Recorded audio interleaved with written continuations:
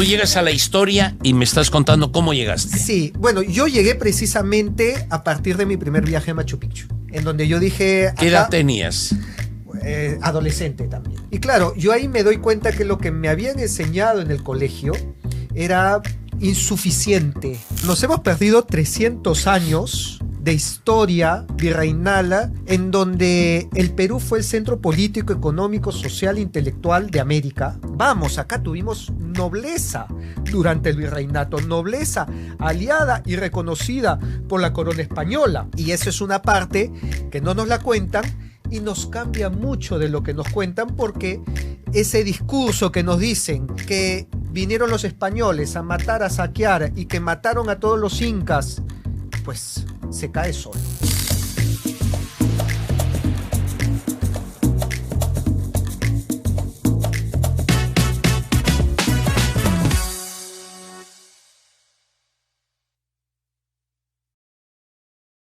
Yo le decía Capitán América, es Capitán Perú, por si acaso, pero yo le digo Capitán América, lo he subido, no de rango de capitán, eso ya general, en su momento veré, ¿ya? Pero por ahora es Capitán Perú, conocido por ustedes. No ha venido ahí con su emblemático vestuario que va a los colegios para los niños. Bueno, es una forma, como yo le decía, el profesor, el doctor del Busto en la Católica, pues él tenía su barba, era un hidalgo de aquellos como Pizarro, ¿no? Él decía, yo soy Pizarro, ¿no? Un hombre cultísimo como lo es mi querido Rafael. Rafaelito, es un marco referencial. Ahora te dejo que hables tú, yo me voy. Tomo mi café, te escucho como nos van a escuchar nuestros oyentes y televidentes. ¿Cómo estás? ¿Cómo está tu papi y tu mami? Encantado, bien, gracias a Dios. Siguen yendo a misa, siguen comulgando, como debe ser, así es. Con mucha fe me has hecho recordar mis épocas en Nuestra Señora de la Gracia, ajá, que no son mis épocas antiguas, porque yo sigo escuchando misa en Nuestra Señora de la Gracia. Ajá. Como te comentaba, mi trabajo parroquial lo hago con mi comunidad Apocalipsis, que también les mando un gran saludo, pero... De Santiago, Santísimo Nombre, de San Borja, San Francisco de Borja, en San Borja. En San Francisco de Borja, así es, pero claro, siempre también en Nuestra Señora de la Gracia, ahora con el padre Nelson, que también le mando un gran saludo. Bueno, está Álvaro y Hans. Así es. Ya jovencitos, pero Nelson se mantiene joven. Aunque pasen los años. Aunque pasen los años. Rafaelito, vamos a comenzar un poquito. Tú eres historiador. Yo soy ingeniero. Ya, bueno, ingeniero. No estamos comenzando bien. Rafael, datos. Pero yo te conozco como historiador, como muy buen historiador, y te comparo con Del Busto, que es para mí, digamos, el patrono. En la actualidad estoy estudiando un doctorado en Humanidades y Cultura. Ajá. Precisamente para tener el respaldo académico, para hacer investigación en humanidades, dentro de la cual está la historia. Porque sí, yo de carrera estudié ingeniería. Un poco lejano. No, de carrera y de alguna manera estás... y la sigo ejerciendo en la docencia. En la de Lima eres profesor de Ingeniería Industrial y de Sistemas. Ajá. O sea que tu historia del Perú es un paralelo a... Así es, que comienza precisamente con la escritura de los libros. ¿Cuál fue el primero que escribiste? El secreto del Inca, que era una novela. Claro, de qué, o sea, cuando yo veo la historia del Perú con tus ojos, es una historia que me gusta. No porque quede bien o menos bien o mal, pero es una historia que me gusta porque veo que centras la realidad y no escribes con prejuicios, ni para un lado ni para otro. Así es. Porque a veces, claro, tú estás a un lado y todo lo bueno es los que están a mi lado, ¿no? Cada uno habla de la vida o de la feria como le va en ella, dicen. Sin embargo, a ti te veo muy objetivo. ¿Qué te hizo pensar que muchas de las cosas que han llegado a nosotros, que han llegado desde siglos hasta hoy, pues a lo mejor eran más mitos que realidades, o eran más negocio, porque los ingleses tenían sus negocios, que ser conscientes de decir, vamos a describir la historia del Perú desde hace 3000 años. ¿Cómo llegaste tú a entender que la historia del Perú hay que desarraigarse de esos digamos, odios o rencores o ofrendas al Altísimo que no tienen nada que ver sino a la foto real? Bueno, la evidencia misma. Es por eso que yo siempre invoco a todos los que siguen mi canal o los que han escuchado alguna charla.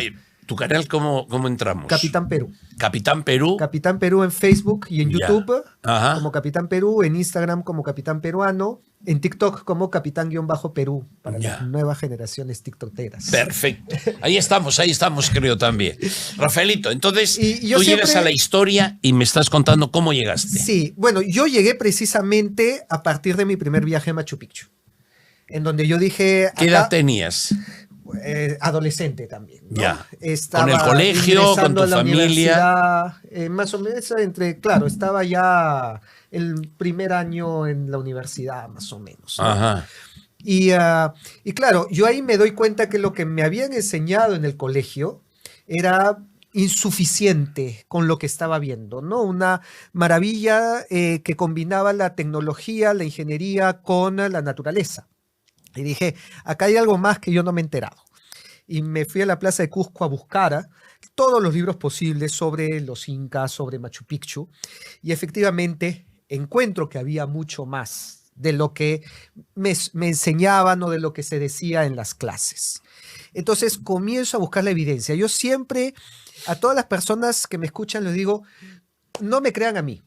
Contrasten con la evidencia. Vayan a los museos. Busquen cuadros, busquen huacos, busquen las fuentes primarias y a la hora de encontrar cuadros de la época virreinal que te contradicen totalmente estos mitos, pues se comienza a uno cuestionar uno mismo, ¿no?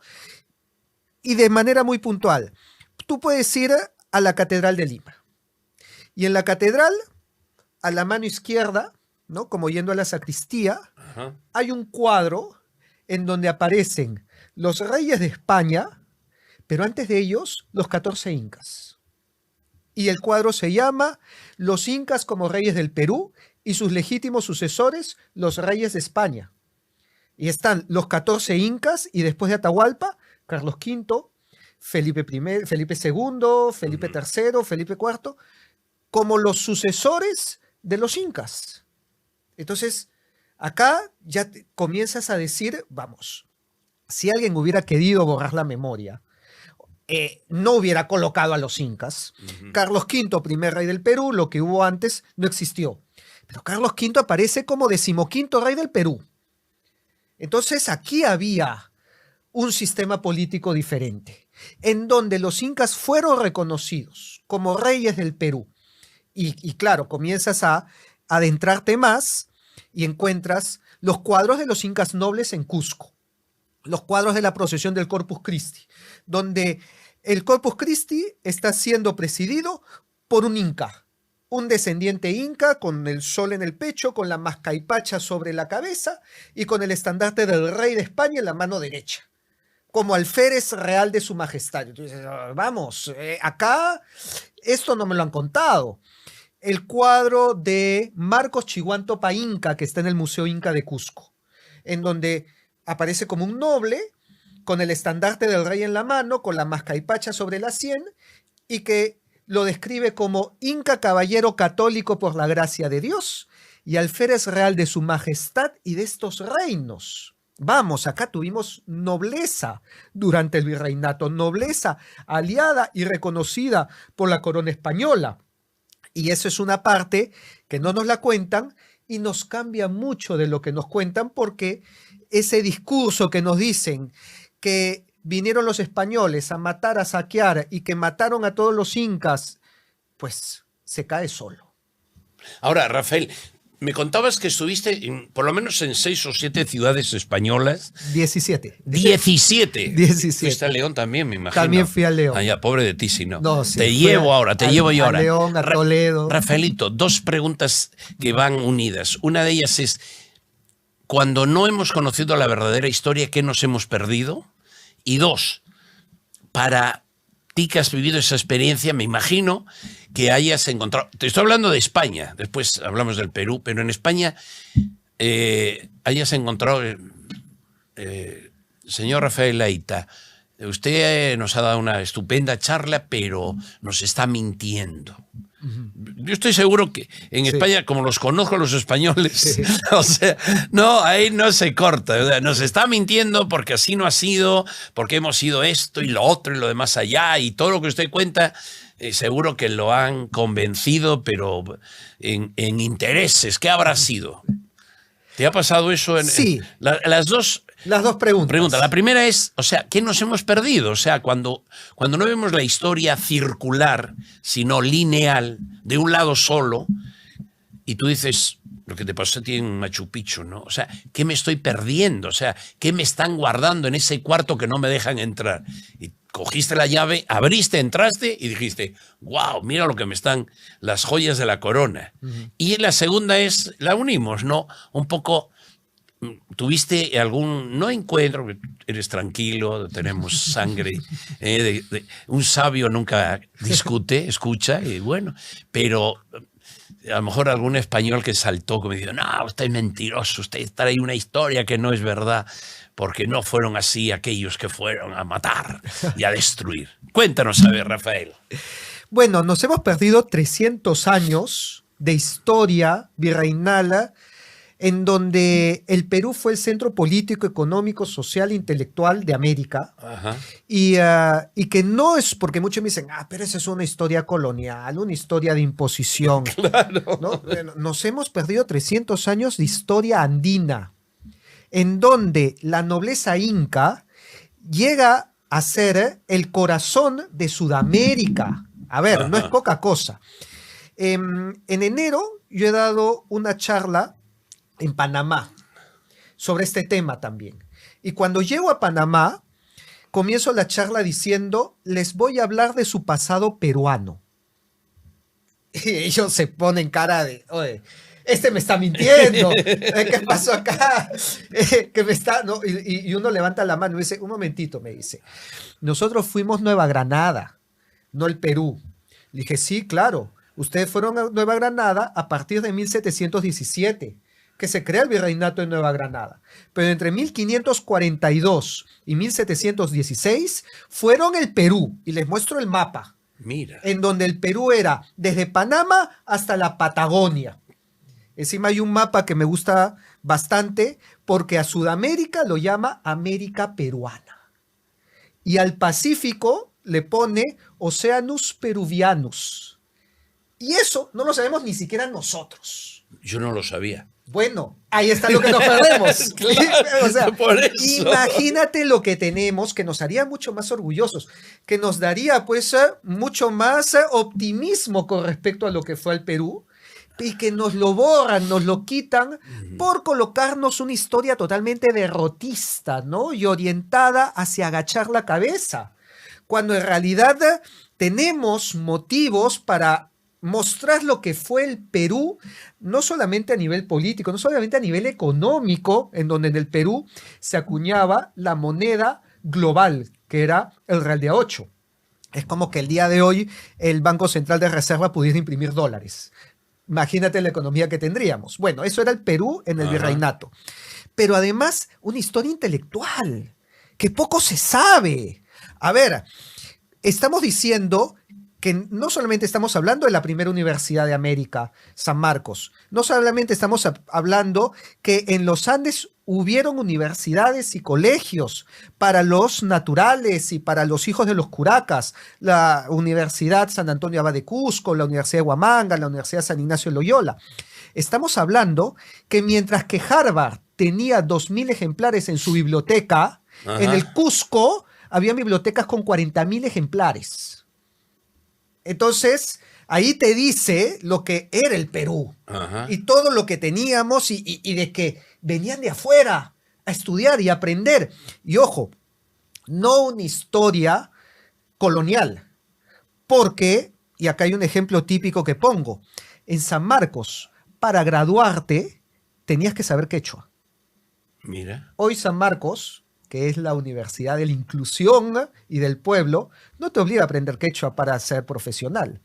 Pero en la época de los malditos españoles, te obligaban a saber quechua. si querías tener un título de San Marcos. Y no digo otra cosa, pero y te digo, a lo mejor hasta te obligan a tener un idioma como es el inglés Sí, y no el quechua, así es. ¿no? Entonces eso te pone las cosas en No, perspectiva. digo, para que veas, Rafael, es interesantísimo, pero vamos a dar un brevísimo corte. Vamos. Un segundito. Nosotros regresamos. No te lo pierdas, ¿ah? No te lo pierdas, porque el que se lo pierde ya sabe dónde va. ¿Ah? Te espero. Conocer la historia no es simplemente decir, oye, estoy de acuerdo o no estoy de acuerdo. No, cada uno tiene su pensamiento y está en su derecho. Pero la pregunta es, o sea, ¿dónde hay más agua? ¿En una fuente o en un vaso? Y la respuesta es en una fuente, porque una fuente fluye. Un vaso lo llenaste y se acabó. Entonces, cuando tenemos una idea cerrada, es un vaso. Cerraste la idea y se acabó el agua hasta que se pudra. Y la fuente emerge. La historia hay que buscar siempre algo más, algo más. Me dijeron esto, pero a lo mejor no escuché lo otro y lo demás allá. Y después tú, que eres inteligente, lo contrastas.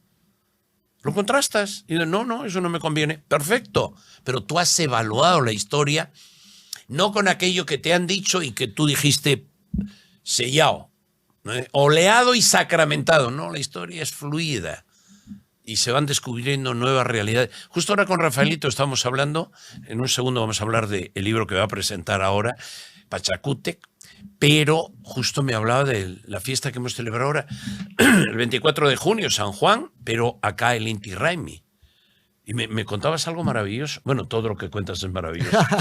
Por si acaso aquí. Tenías que tener un programa de 1 hora tú solo todos los días, aquí en JR19. ¿Cómo es eso? Me interesa que lo que nos has contado ahora, bien interesante. O sea, cómo el Inti Raymi tiene el matiz histórico, pero que ha ido acumulando hechos que en un momento dado no había. Las alfombras. Así es, los retablos. Los retablos barrocos. El Inti Raymi es una fiesta barroca, según me decía mi amigo Iván Ciñaigo en el Cusco. Tiene muchísimos elementos barrocos que nosotros pensamos que son incas, pero que en realidad tiene más de la época virreinal que de la época inca, ¿no? O sea, si nosotros de repente viéramos un Inti Raymi como lo hacía Pachacútec, no lo reconoceríamos. Y es que, claro, el Perú es esa unión. El Perú es integración. El Perú es tomar los distintos elementos para formar algo nuevo. Esa es nuestra esencia. Y eso tenemos que tenerlo claro para saber precisamente cuál es nuestra mayor riqueza. Lo encontramos en la gastronomía, lo encontramos en la música, lo encontramos en la escuela cusqueña, lo encontramos en el Hanajpacha Kusikuinin, que es esta polifonía en quechua tan maravillosa. Elementos de distintas culturas que se unen para formar algo nuevo, algo más rico, que sorprende al mundo. Lo tenemos por todas partes y es la esencia del Perú. No, pero Rafael, ¿cómo vamos a renegar? Por ejemplo, yo he estado en China y yo no cambiaría el chifa de acá de Lima por el chifa de Beijing o de Shanghái, por ejemplo. Es otro. Es otro, sí. pero el chifa lo trajeron ellos, la verdad es esa. Pero nosotros lo tomamos y lo hacemos nuestro. Y lo hacemos nuestro y lo convertimos en algo nuevo. Oye, la mejor comida del mundo está en Perú. Así es. Pero entonces, un Perú que busca, digamos, sumar, no destruir. Y ese era precisamente el pensamiento de los incas. Los incas eran una máquina de asimilación. Ajá. Cuando nosotros hablamos del oro de los incas, no nos damos cuenta que los incas no sabían trabajar el oro hasta que conectaron con los chimú. Tupac Yupanqui conquista a los chimú que venían trabajando el oro pues desde los mochica. Ajá. Y eran grandes orfebres y les dijo, ahora ustedes me traen sus orfebres y los llevo a Cusco. Ajá. Y es ahí donde Cusco se recubre de oro y donde viene la maravilla del oro inca. Y lo mismo sucede con la piedra y los collas, que eran los expertos en trabajar la piedra, con los telares. O sea, los incas tomaban, absorbían y replicaban, aprendían y replicaban. Entonces ahí nos hace sentido que cuando llega a España, ¿qué es lo que hacen? Obviamente, allá, ok, esto de acá lo voy a tomar, lo voy a adaptar y lo voy a hacer mío como algo nuevo. Y ahí es donde vemos la explicación de por qué hasta el día de hoy en los Andes la religiosidad es masiva. Total. Totalmente. Total. E incluso, a ver, patronos españoles. A mí me sorprendió mucho cuando en el propio Cusco veo que sale en procesión Santiago Apóstol. Y yo les preguntaba a los cusqueños, seguramente los mismos cusqueños que reniegan de España y que dicen malditos españoles que llegaron acá y que después cargan a Santiago. Y yo les decía, ¿quién es el que está ahí? Y me respondían, nuestro patrón Santiago. Ah, claro. Le decía, oye, ¿y tú sabes que también es patrón de España? Y ahí comenzaban a conectarnos y decían, sí, también, pero ahora es nuestro, ¿no? Entonces hemos tomado este tema de la fe y lo hemos hecho nuestro de tal manera pues que nadie nos lo quita, aunque en otros países hayan corrientes modernistas y posmodernistas, acá vemos que el Perú está blindado de eso. Ahora, tú sabes que el Inti Raymi nace, o sea, de dos fechas clave, bueno, 24, un poquito antes, Los pero en fin, bueno. solsticios. Los solsticios, o sea, cuando el sol comienza a ser más fuerte que la noche. Ajá. Por un segundo. Sí. Pero es un segundo. O sea, es como aquella persona que empata y dice, no, este partido lo va a ganar. Sí. Pero comenzó empatando. Iba perdiendo, empató y después metió goleada. Entonces, el solsticio nuestro es el solsticio donde esa noche de San Juan es la noche, el día más largo y la noche más corta. Pero el día 25 de junio ya comienza a ser el día un segundo más hasta llegar al 25 de diciembre, que es la plenitud del sol, ¿no? Precisamente un poco abordo ese tema en el libro de Pachacútec. Hablemos ahora, termino la idea. Sí. ¿Cuánto, o sea, conoces a Jesús Puelles, el historiador? Ya, claro. Bueno, ayer celebré la misa de 6 meses. Él era muy amigo, es muy amigo, está en el cielo, y él sobre Cuzco escribió cosas bellísimas. Sí.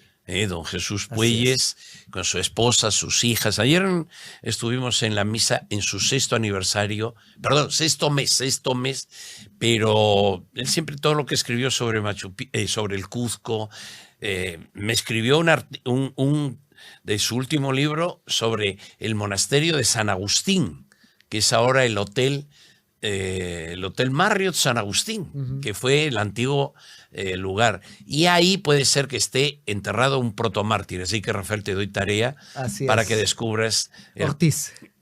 Diego Ortiz. Así es. Tarea. Sí. Ajá, debería ser santo, ¿no? ¿ah? Claro. Pero estamos en ese está camino. En proceso y ahora de que canonización, sí. Padre León. Oído la música, santidad, oído la música. Mira tú cómo los agustinos, termino la idea, Magnif fue un sacerdote que conoció una vida espectacular. Rector de la Universidad de La Habana, el padre Magnif, Juan Magnif. Y en los últimos 20 años vino al Perú y fue maestro del padre Roberto Prevost, del Papa. Y está en el camino de Venerable. En Chosica tenemos al padre Riverito. Pero en Cuzco tenemos a Diego Ortiz, que es el protomártir, el primer mártir. Muere en Vilcabamba. Ahí está. Han ido, pero hay algunos recuerdos de él.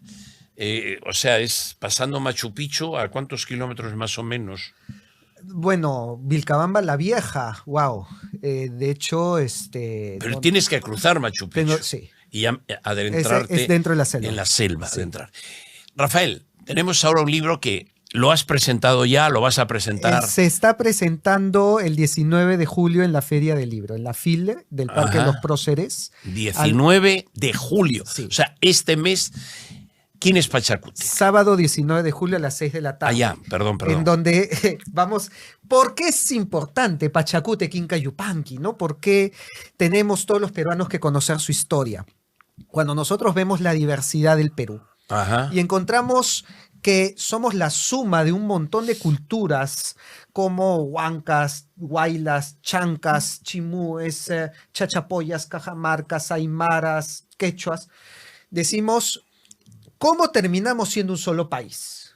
Cuando lo más lógico es que deberíamos ser como Centroamérica, ¿no? En donde cada cultura hubiera formado su propia república. Y de repente se entenderían mejor dentro de ellos y no tendríamos que estar viendo cómo integrar tanta diversidad, que a veces ni siquiera hablan el mismo idioma, tienen las mismas costumbres, las mismas tradiciones.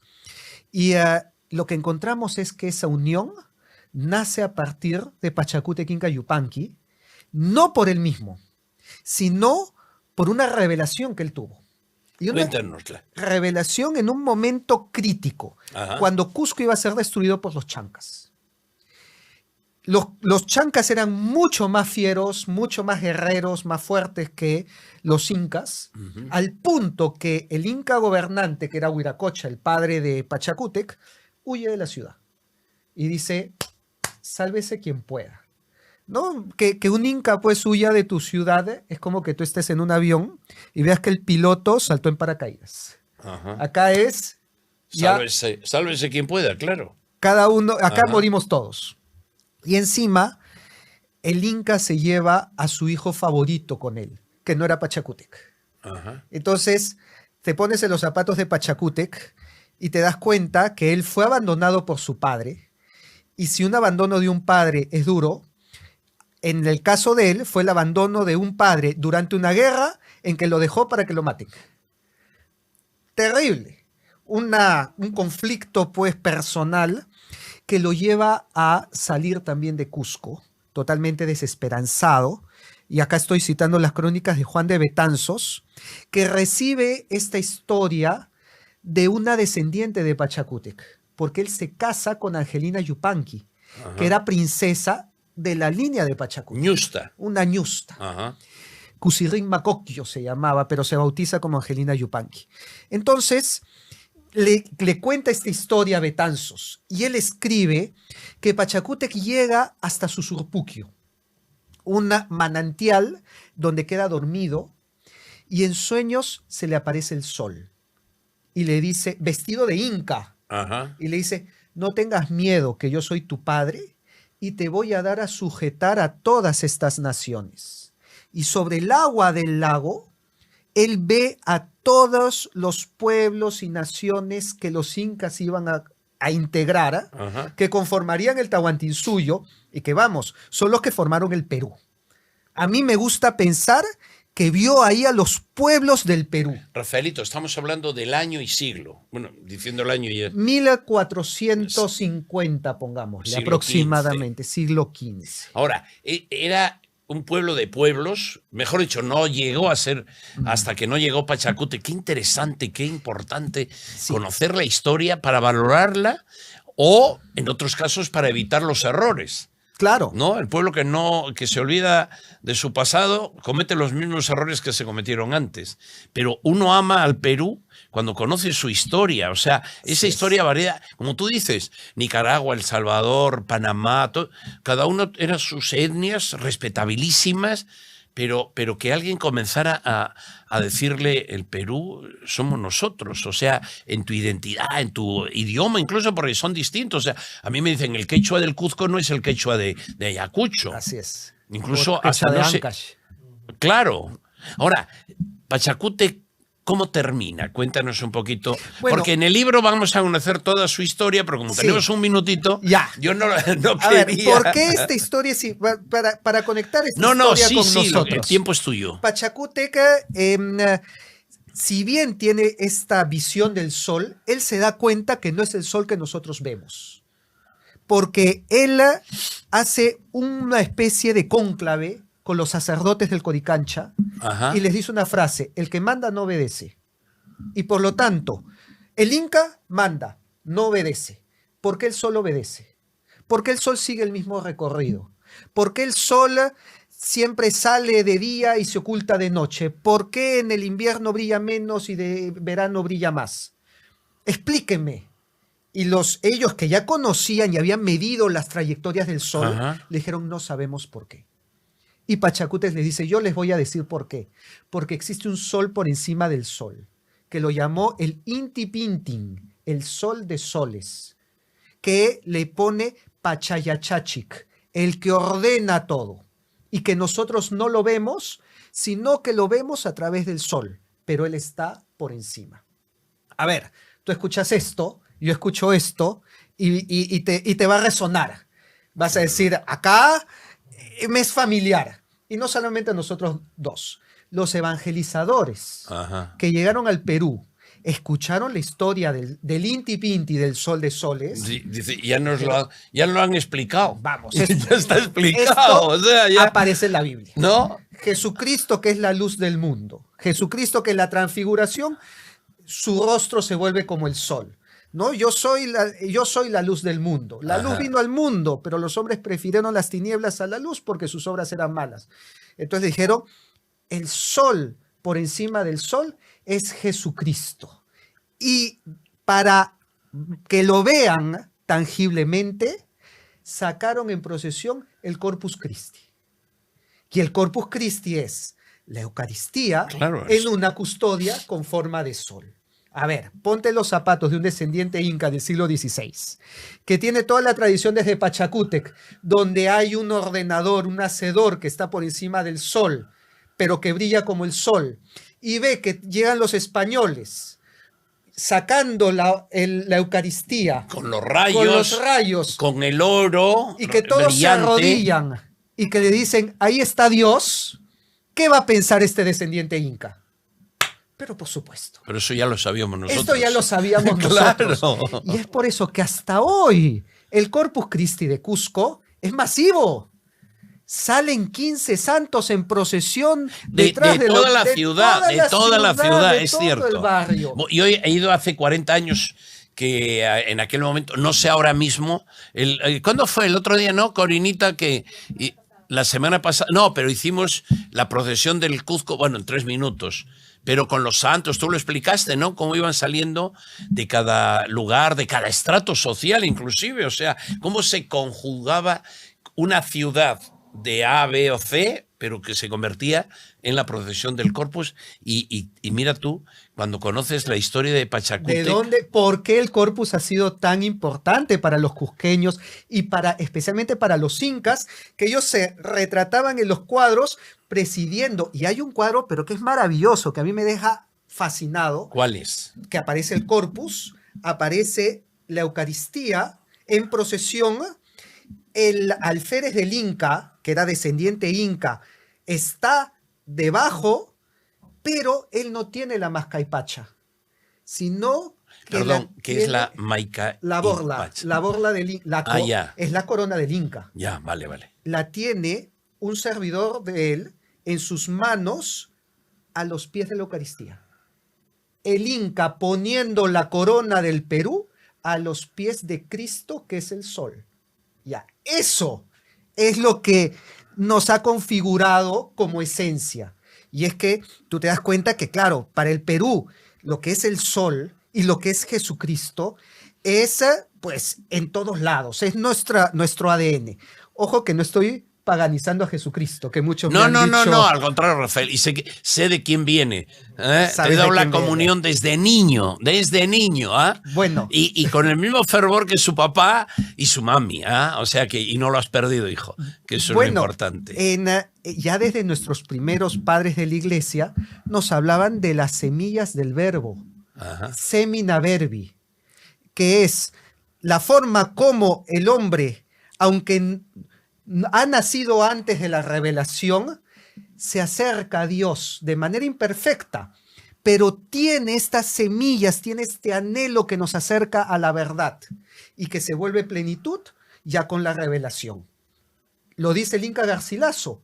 Los incas prepararon el camino para la llegada del cristianismo.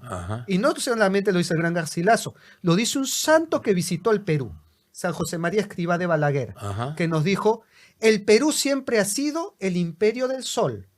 Hoy debe ser el imperio del sol divino. Qué lindo. Nada, Rafael. Programa semanal. Cerrado. Encantado. Qué lindo que hayas venido, que nos des este jueves este tiempito, de verdad. Te estaba mirando y yo veía a aquel niño de 13 años. No has cambiado nada. Es un flashback ahí. No, o sea, al 96. porque ¿sabes qué pasa? 96, estamos hablando de hace 25, 29, 30 años ya. 30 Casi años. 30 años. Pero, ¿cómo se quedan? La imagen de tu papi, tienes la altura de tu papi. Te decía que de tu mami, o sea, no la mapeo, como se dice, pero de ti perfectamente, con la misma prestancia y con la misma devoción. Te estaba mirando y cómo es la historia, o sea, cómo el ser humano, por eso somos un poquito superiores a los animales, aunque seas, a veces somos inferiores, ¿no? Pero el ser humano tiene historia, ¿no? Una historia de recuerdos maravillosos. Yo te agradezco que seas, te dije y te lo repito, ¿ah? Yo te comparo del busto. No creo llegarle a los zapatos del busto. No. Claro, pero cuando tengas 80 años como él, ojalá. te queda toda una vida, pero ¿sabes qué? No te lo digo yo, te lo habrán dicho un millón de veces, estás por muy buen camino, necesitamos tu historia, que es la historia, es la foto más linda del Perú que yo he visto, de verdad. Lo mismo que escuchaba del Busto con mucho, digamos, con mucha actitud y atención, porque era un hombre también que expresaba lo que llevaba dentro, ¿no? Con esa fuerza, con esa vitalidad, porque cuando uno está convencido, id y proclamad. Jesús no dijo, oye, susurren, pongan al oído, hablen al oído. No, vayan y proclamen. Y uno cuando proclama, lo hace, es el clamor, o sea, está clamando. O sea, una persona que proclama es que lo está diciendo con la viveza, sus palabras es vida. Y la palabra se hizo carne y habitó entre nosotros. Rafael Ayta, muchísimas gracias, Capitán Perú.